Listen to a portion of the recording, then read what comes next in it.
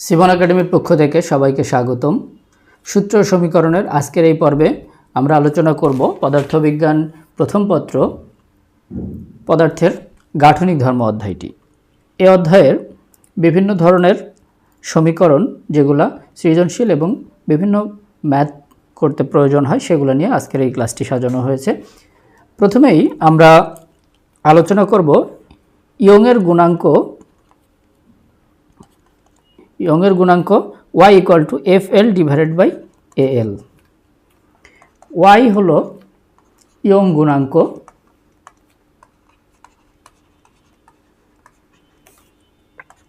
F হলো বল, L যে বস্তুটির ইয়ংয়ের গুণাঙ্ক নির্ণয় করা হবে তার আদি দৈর্ঘ্য,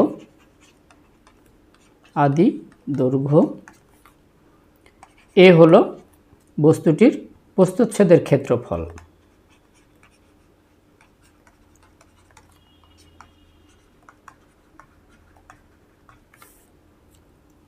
স্মল l হলো দৈর্ঘ্য পরিবর্তন বা দৈর্ঘ্য বৃদ্ধি।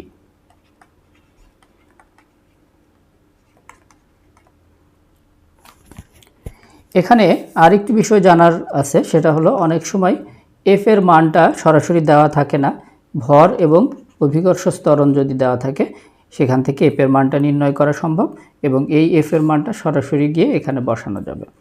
আবার একইভাবে ক্ষেত্রফল a এর মান দেওয়া থাকবে না সরাসরি, সেক্ষেত্রে ব্যাসার্ধ যদি দেওয়া থাকে তাহলে পাই আর স্কয়ার এই সূত্র ব্যবহার করে আমরা এই সূত্রটি সমাধান করতে পারব। এরপরে যেটি আলোচনা করব সেটা হলো পয়সনের অনুপাত।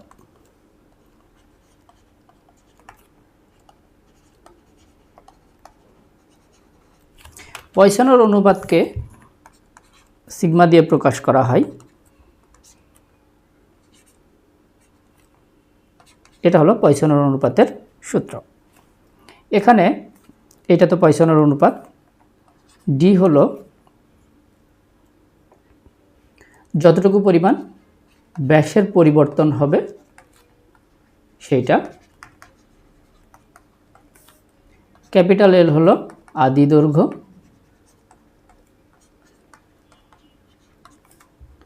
ক্যাপিটাল ডি হলো আদি ব্যাস, স্মল এল হলো দৈর্ঘ্যের পরিবর্তন। সেটা প্রসারণ হতে পারে আবার সংকোচনও হতে পারে। এরপর আমরা স্থিতিস্থাপক কৃতকাজ সম্পর্কে জানব।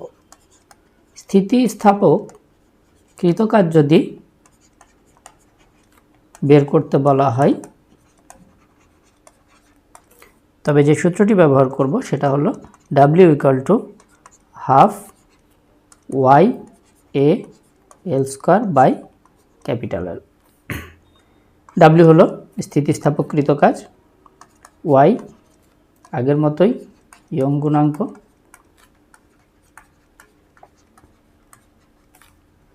A প্রস্থচ্ছেদের ক্ষেত্রফল,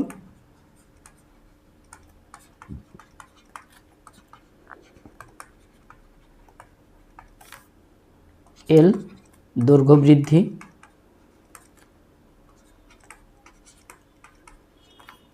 ক্যাপিটাল L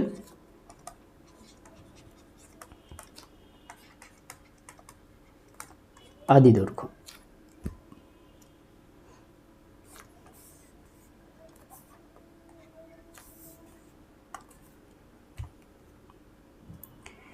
এই কৃতকাজটি যদি একক আয়তনে নির্ণয় করতে বলা হয় তখন যে সূত্রটা হবে U equal to half YL square by capital L square. এখানে U হলো একক আয়তনে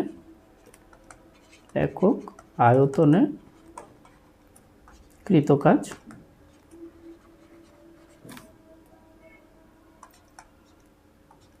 Y ইয়ংয়ের গুণাঙ্ক,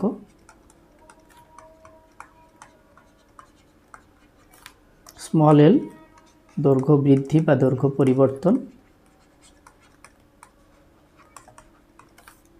ক্যাপিটাল L আদি দৈর্ঘ্য। এরপরে আমরা শিখব হলো সান্দ্র বলের সূত্র। সান্দ্র বল এটাকে এফ দিয়ে প্রকাশ করা হয়।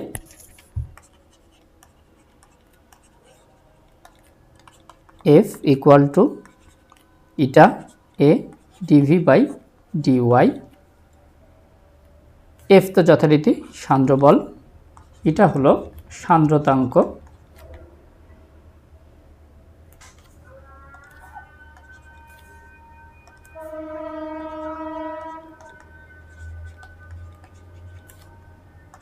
এ প্রস্থচ্ছেদের ক্ষেত্রফল,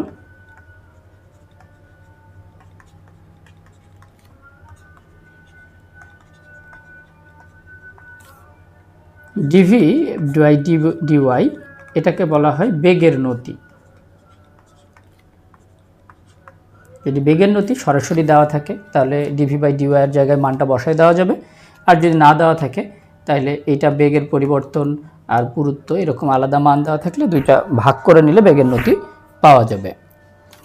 সান্দ্র বলের আরও একটি সূত্র আছে, সেই সূত্রটি হলো F equal to 6 pi R eta V. F যথারীতি সান্দ্র বল, সান্দ্র বল 6 পাই একটা ধ্রুবক, আর হলো বস্তুর ব্যাস থেকে বের করব ব্যাসার্ধ, ইটা হবে সান্দ্রতাঙ্ক, যে মাধ্যমে আমরা ব্যবহার করব, সে যে তরলটা ব্যবহার করব সেই তরলের সান্দ্রতাঙ্ক হবে। ভি প্রান্ত বেগ বলা হবে, প্রান্ত বেগের মান সরাসরি দেওয়া থাকবে, সেই মানটি এখানে বসাইলে সান্দ্র বল বের করা যাবে।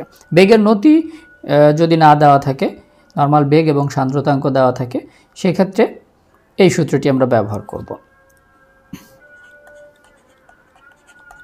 প্রান্ত বেগ V equal to 2r square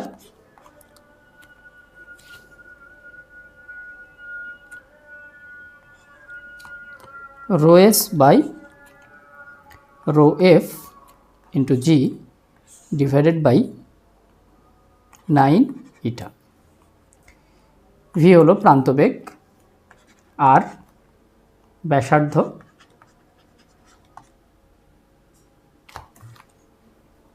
এখানে রো এস এবং রো এফ দুইটাই ঘনত্ব। এটা হলো কঠিন বস্তুর, যে বস্তুটার প্রান্তবেগ এখানে বের করতে হবে, সেই কঠিন বস্তুর ঘনত্ব। আর রো এফ তরলের ঘনত্ব। সাধারণত কঠিন বস্তুর ঘনত্ব তরলের ঘনত্ব থেকে বেশি হয়, তাই এই মানটা পজিটিভ আসবে। জি অভিকর্ষ ত্বরণ,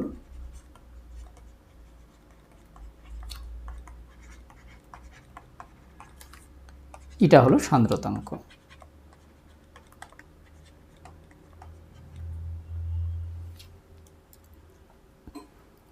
পরবর্তীতে আমরা পৃষ্ঠটান সম্পর্কে সূত্র শিখব। পৃষ্ঠটান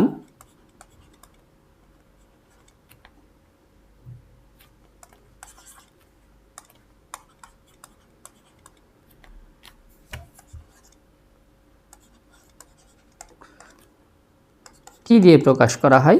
পৃষ্ঠটান T equal to F by এল।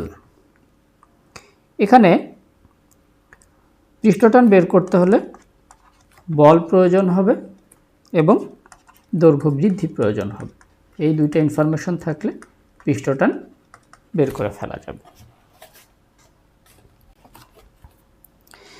কোনো একটি বুদবুদের যদি বড় থেকে ছোটতে পরিণত করা হয়, তবে সেই বুদবুদের দ্বারা যে কৃতকাজ, সেই কৃতকাজের একটা সূত্র আমরা শিখব।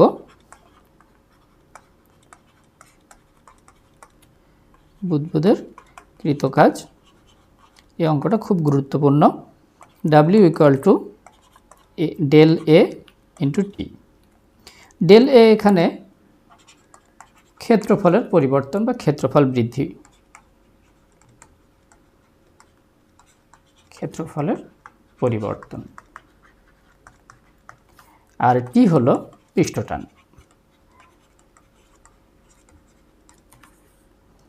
ডেল এ কে ভাঙলে সাধারণত একটা বড় বুদবুদ থেকে অনেকগুলো ছোট বুদবুদ পরিণত হয়, তাই ক্ষেত্রফল বৃদ্ধি ডেল এ ইকুয়াল টু পাওয়া যাবে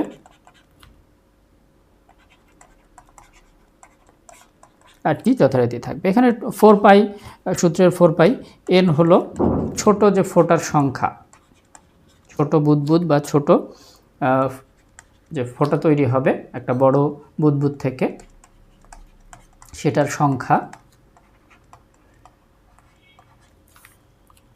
আর হলো ছোট বুদবুদের ব্যাসার্ধ,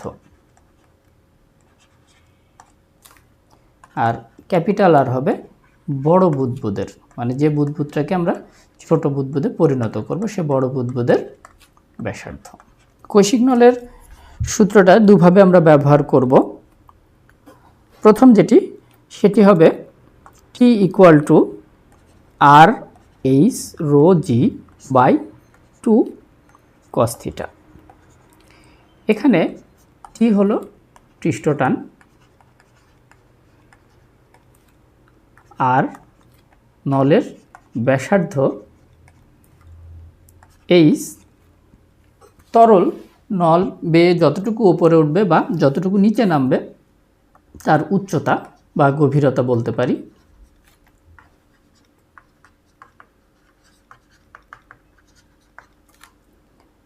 জি অভিকর্ষজ ত্বরণ,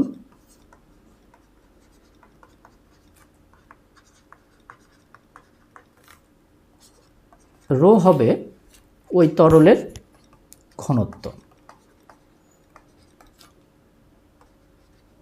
তরল পানি হতে পারে বা অন্য যে কোনো কিছু হতে পারে। থিটা হলো স্পর্শকোণ। এই সূত্রটি যদি স্পর্শকোণের মান দেওয়া না থাকে তখন এই সূত্রটি চেঞ্জ হয়ে শুধু কস থিটাটা বাদ যাবে, আর এইচ রো জি বাই 2 হবে। এই টপিকটার মধ্য দিয়ে এই চ্যাপ্টারের গুরুত্বপূর্ণ সূত্রগুলোর আলোচনা শেষ হলো। এই চ্যাপ্টারে আরও বেশ কিছু সূত্র রয়েছে, তবে যে সূত্রগুলো এখানে আলোচনা করা হয়েছে এগুলো যদি ভালো মতো আয়ত্ত করা যায় তাহলে ম্যাক্সিমাম সংখ্যক প্রশ্নের সমাধান করা সম্ভব। আজকের এই ক্লাসটি যদি ভালো লেগে থাকে তাহলে পদার্থবিজ্ঞানের বিভিন্ন অধ্যায়ের সূত্র সমীকরণের পর্বে বিভিন্ন সূত্র আলোচনা করা আছে অধ্যায় ভিত্তিক, তোমরা সেটা দেখবা বলে আশা করি। আজকে এই পর্যন্তই, ধন্যবাদ সবাইকে।